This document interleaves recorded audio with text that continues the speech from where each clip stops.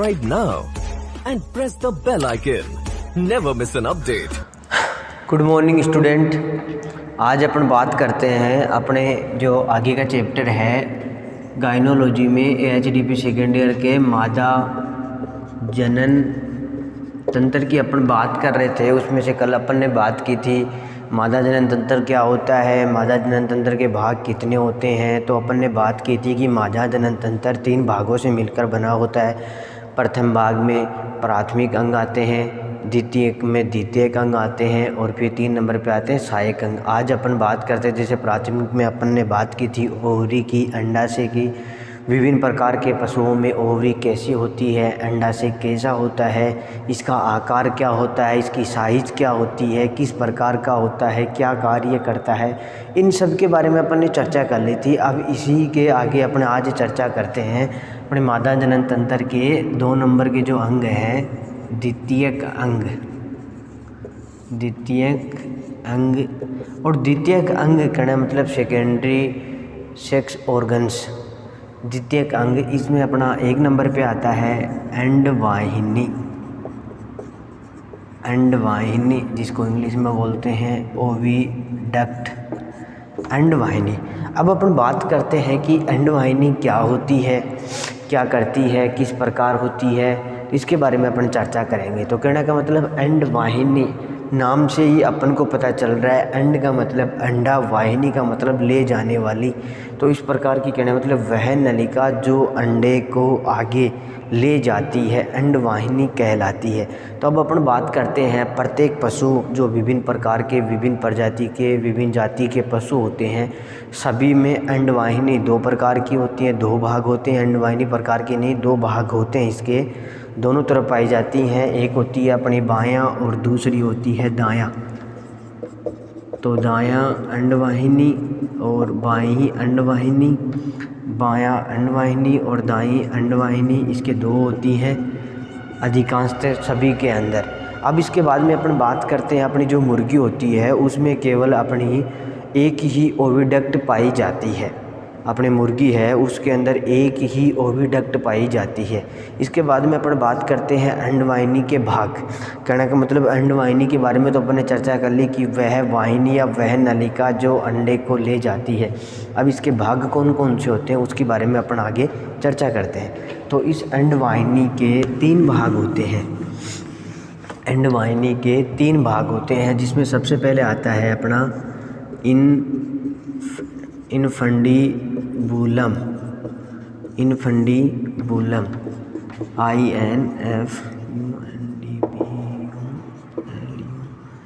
इनफंडीबुलम 2 number पे आता है अपने 2 नंबर पे आता है एम्पुला।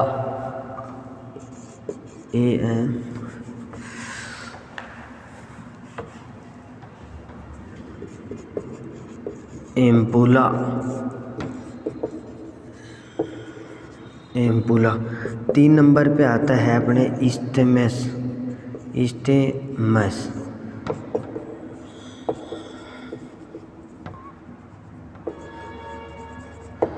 तो ये अपने अंडवाहिनी के 3 भाग हो गए। पहला हो गया अपना इनफंडीबुलम, दूसरा हो गया एम्पुला, तीसरा हो गया स्टेमस। अब अपन इसके बारे में बात करते हैं। तो अंडवाहिनी तो कहने का मतलब है अब अंडवाहिनी के जो फर्स्ट भाग है इनफंडीबुलम, इसका क्या कार्य है, कहाँ होता है, इसके बारे में चर्चा करेंगे अपन। अब सबसे पहले बात कर लेते हैं इनफंडीबुलम की। तो ये क्या होता है, ओवरी अंडाशय से निकलने वाले अंडे को, ओवरी कहने का मतलब अंडाशय से निकलने वाले अंडे को ओविडक्ट के कहना मतलब अंडाशय से निकलने वाले अंडे को ओविडक्ट कहना मतलब अंडवाहिनी के एक कीप नुमा संरचना होती है जिसे इनफंडीबुलम कहते हैं, जो कि अंडे को ग्रहण करने का कार्य करती है।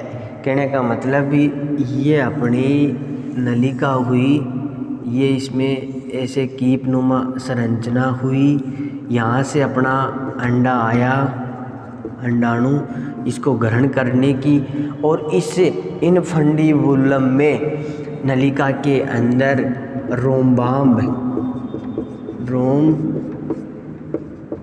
रोम पाए जाते हैं, रोम कहने मतलब बाल से पाए जाते हैं, जिन्हें फीब्रिया कहते हैं, जिन्हें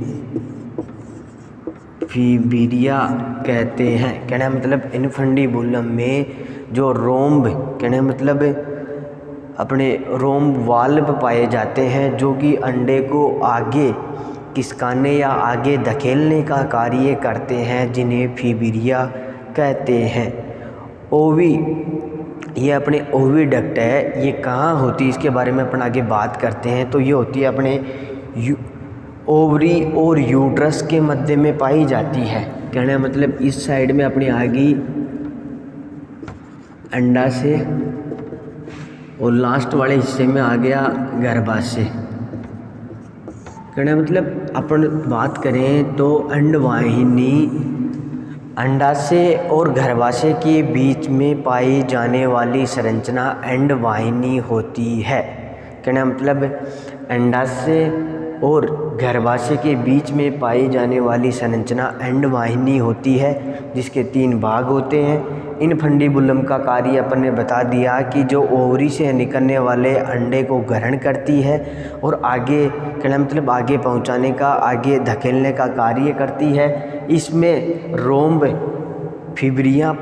पाए जाते हैं, जिन्हें फीब्रिया कहते हैं। अब इसके बाद में अपन 2 नंबर पे बात करते हैं एम्पुला। एम्पुला पार्ट क्या होता है? एम्पुला पार्ट अंडवाहिनी का मध्य वाला भाग होता है। एम्पुला भाग अंडवाहिनी का मध्य वाला भाग होता है, जहाँ पर निषेचन फर्टिलाइजेशन का काम होता है, जहाँ पर फर्टिलाइजेशन की प्रक्रिया होती है। कहने का मतलब मादा की ओवरी से अंडाणु निकलना और अपने नर पशु के द्वारा जो स्पर्म जो शुक्राणु छोड़े जाते हैं, उनका जो मिलने का, फर्टिलाइजेशन का मिलने का जो कार्य होता है, वह एम्पुला में होता है, वह एम्पुला में होता है। तो कहने का मतलब अब अपनी ये सारी बात होगी एम्पुला के बारे में। अब अपन आगे बात करते हैं एम्पुला में जाइगोट। एम्पुला में जाइगोट निषेचित अंडा। कहने का मतलब वह अंडा जो शुक्राणु से जुड़ गया और निषेचन करना मतलब निषेचन हो गया इनका। निषेचित अंडा एम्पुला में 6 से 8 कोशिकाओं का हो जाता है। 6 से 8 कोशिकाओं का हो जाता है और जो 4 से 7 दिन तक रहता है। 4 से 7 दिन तक रहता है एम्पुला में, 4 से 7 दिन तक रहता है, 4 से 7 दिन तक। इसके पश्चात द्विगुणित कोशिका कहने मतलब जाइगोट यूट्रस में स्थानांतरित हो जाता है। 4 से 7 दिन के बाद में जब अंडा युग्मनित कहना मतलब द्विगुणित हो जाता है, कहना मतलब अंडाणु और शुक्राणु दोनों मिलकर जो द्विगुणित की जो प्रक्रिया होती है, वो होने के बाद में 7वें दिन वह यूट्रस कहना मतलब गर्भाशय में स्थानांतरित हो जाता है। अब अपन इसके बाद में बात करते हैं जो एक हर चीज़ के अंदर अपन को पता है अपवाद स्वरूप होती है। तो अपने जो मुर्गी होती है उसके अंदर इस अंडवाहिनी के भाग 5 होते हैं। अपने मुर्गी के अंदर अंडवाहिनी के भाग, मुर्गी के अंदर अंडवाहिनी के भाग 5 होते हैं। अब सबसे पहले अपने आता है वो इनफंडीबुलम,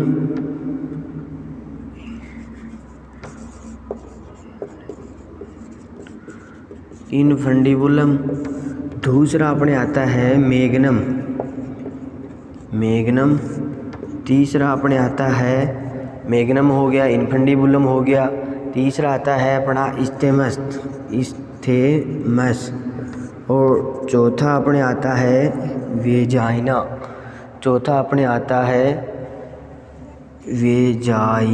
और 5 नंबर पे आता है अपने गर्भाशय। 5 नंबर पे आता है गर्भाशय।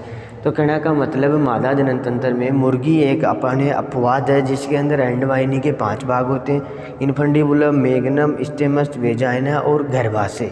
कोई भी चीज़ जो अलग होगी उसको अपन अलग से पढ़ लेंगे। अब अपन इसके बाद में बात करते हैं जो अपना लास्ट वाली जो बची थी स्टेमस। अंडवाहिनी के 3 भाग थे, अनफंडिबुलम, एम्पुल और तीसरा था स्टेमस। इसके बारे में अपन ने पढ़ा नहीं था। स्टेमस इसका क्या कार्य, इसमें क्या होता है, कहना मतलब स्टेमस में के अंदर जो अंडा होता है, उसके मुर्गी के अंदर जो अंडा होता है उसका जो भारी जो ऊपर का बाहर का भाग होता है, कवच होता है, उसका निर्माण होता है और यहाँ पर अंडा कुछ समय के लिए रुकता है, इसलिए इसे अंडे की विश्राम अवस्था भी कहते हैं। यहाँ पे अंडा कुछ समय के लिए रुकता है, इसलिए इसे अंडे की विश्राम अवस्था भी कहते हैं। अब इसके बाद में अपन आगे बात करते हैं जो अपने मुर्गी होती है, मुर्गी के अंदर वेजाइना एक नलिका के रूप में निकलती है। मुर्गी के अंदर वेजाइना एक नलिका के रूप में निकलती है जिसके माध्यम से अंडा क्लोएका में आता है।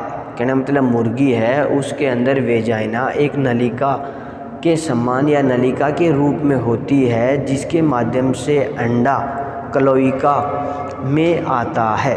अब अपन इसके बाद में आगे बात करते हैं क्लोएका क्या है। कहना मतलब ये भी तो नया शब्द आया है, क्लोएका। क्लोएका क्या है, तो ये क्लोएका वह भाग है, क्लोएका वह भाग है जिससे अंडा व यूरिन दोनों को बाहर छोड़ता है। कहना मतलब इसी क्लोएका वाले भाग से अंडा और यूरिन, कहना मतलब मूत्र, अंडा और मूत्र दोनों बाहर छोड़े जाते हैं जिसे यूरोडियम कहते हैं।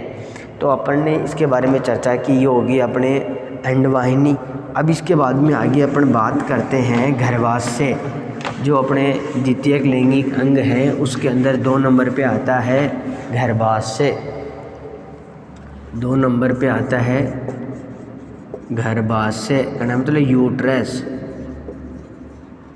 यूट्रस। अब गर्भाशय की बात करते हैं तो गर्भाशय क्या होता है। गर्भाशय एक खोखला मांसपेशियों मोटी दीवार से का बना हुआ होता है। गर्भाशय मोटी मसल्स, कहना मतलब मांसपेशियों से बना हुआ होता है जो कि ओविडक्ट, अंडवाहिनी और वेजाइना के मध्य स्थित होता है। कहना मतलब अंडवाहिनी ओविडक्ट और वेजाइना के मध्य में स्थित होता है। अब इसका कार्य क्या है गर्भाशय का। गर्भाशय के अंदर जब अंडा द्विगुणित हो जाता है तो गर्भाशय में आता है और वहाँ पर गर्भाशय में पूर्ण प्रसव क्रिया तक उसके अंदर रहता है। तो ये इसको मेनली कार्य माने तो ये कह सकते हैं अपन भ्रूण का पूर्ण प्रसव तक विकास करने का कार्य गर्भाशय का होता है, मतलब गर्भाशय का होता है। अब अपन इसकी बात कर लें सामान्यतः लंबाई चौड़ाई की गर्भाशय गाय भैंस में, तो अपने गाय भैंस सामान्यतः अपने इन्हीं का अध्ययन करते हैं और इसकी लंबाई चौड़ाई होती है 30 से 45 सेंटीमीटर। ये अपने 30 से 45 सेंटीमीटर, और ये तो होगी इसकी लंबाई। और इसकी चौड़ाई की बात करें तो अपनी इसकी चौड़ाई हो गई 8 से 12 सेंटीमीटर चौड़ाई। सामान्यतः गाय भैंस के गर्भाशय की बात कर रहे हैं अपन, 30 से 45 सेंटीमीटर इसकी लंबाई हो गई, 8 से 12 सेंटीमीटर इसकी चौड़ाई हो गई। अब अपन इसके बाद में आगे बात करते हैं गर्भाशय के भाग। गर्भाशय किन किन भागों से मिलकर बना होता है। तो गर्भाशय के 3 भाग होते हैं। पहले अपने होता है होरन, 2 नंबर पे अपने होता है बॉडी, 3 नंबर पे अपने होता है सर्विक्स, सर्विक्स। गर्भाशय के 3 भाग होते हैं, होरन, बॉडी, घर, ये सर्विस। अभी अपन इनकी सबकी अलग अलग बात करेंगे।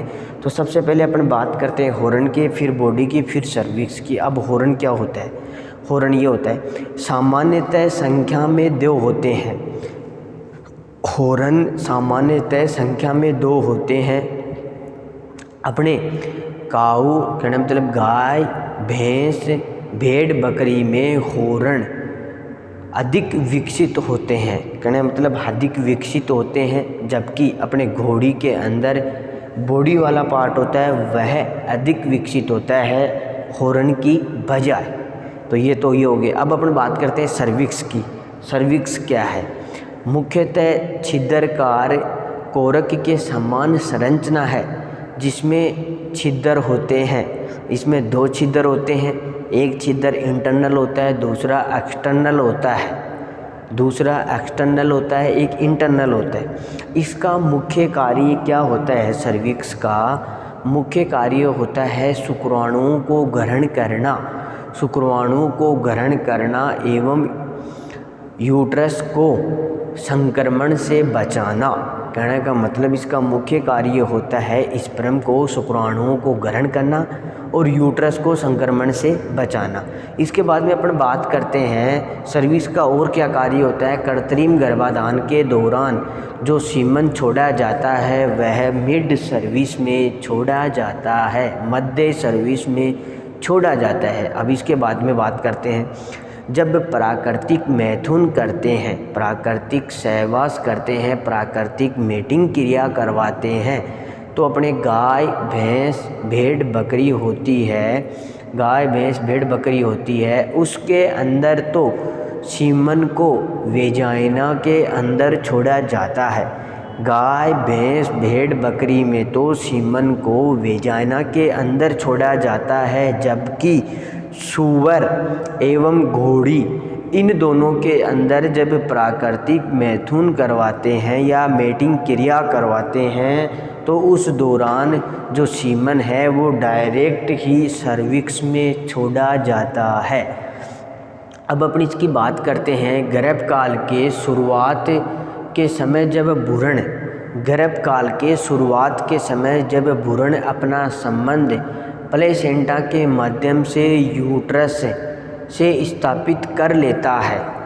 कहने का मतलब ये अपना भ्रूण है जो कि शुरुआत में कहना मतलब गर्भकाल प्रारंभ हो गया है। प्रसव क्रिया नहीं, गर्भकाल प्रारंभ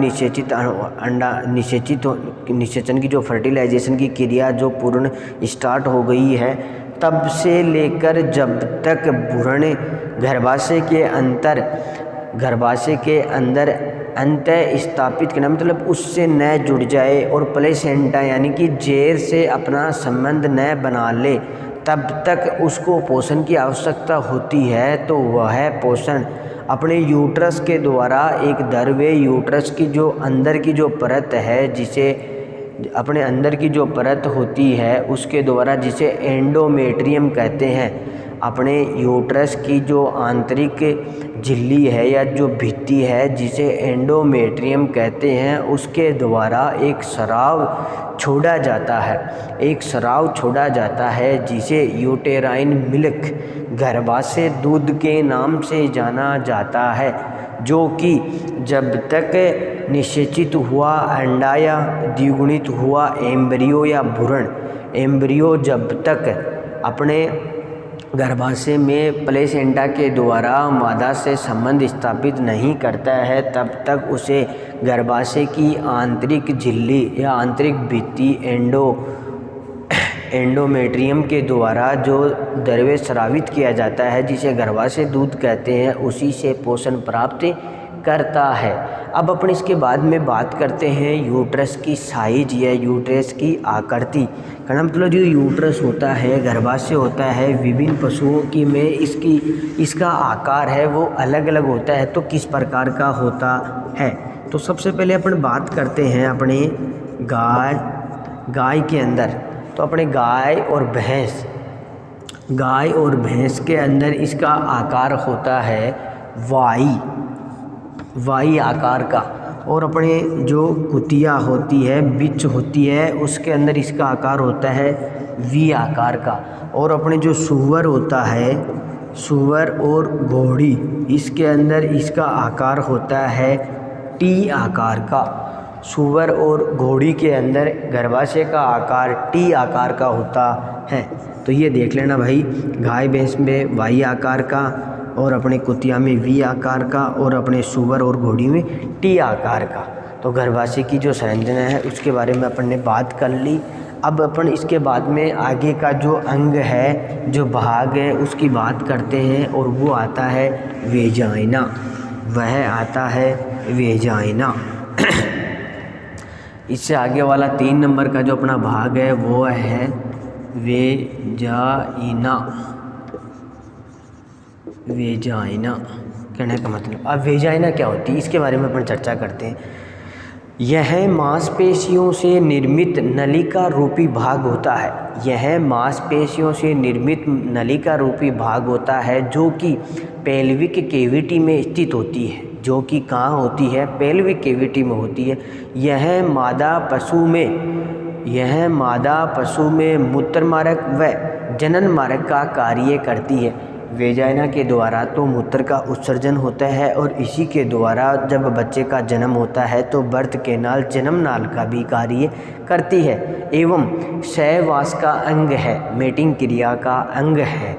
अब इसके बाद में बात करते हैं मध्यकाल के दौरान या कामोत्तेजना, कहना मतलब सहवास करने की जो कामोत्तेजना, कहना मेटिंग क्रिया करने की जो क्रिया होती है, उसके समय एक द्रव्य स्रावित किया जाता है। कहना मतलब वेजाइना से जब मेटिंग क्रिया करना की जब रहती है तब वेजाइना से एक द्रव्य स्रावित किया जाता है जो कि नर को अपनी तरफ आकर्षित करती है। अब अपन इसके बाद में बात करते हैं वेजाइना के मध्य पाए जाने वाले छिद्र को। वेजाइना के मध्य पाए जाने वाले छिद्र को भग या वल्वा कहते हैं। वेजाइना के मध्य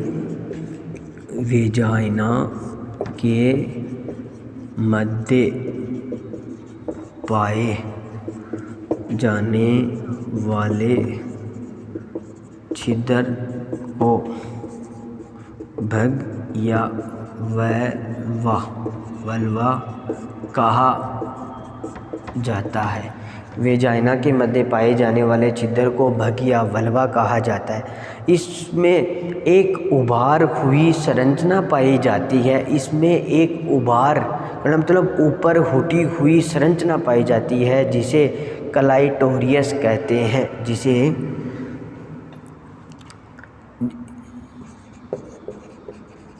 वेजाइना में एक उभार सी संरचना पाई जाती है जिसे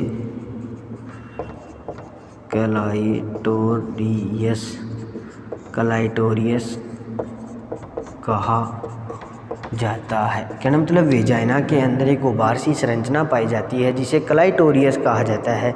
इसमें कामोत्तेजना के समय या मध्यकाल के समय, कहना मतलब मेटिंग क्रिया की जब इच्छा होती है उस समय या मध्यकाल स्ट्रेस चक्कर के दौरान रक्त की अधिक आपूर्ति होती है। रक्त संचार बहुत अधिक मात्रा में होता है।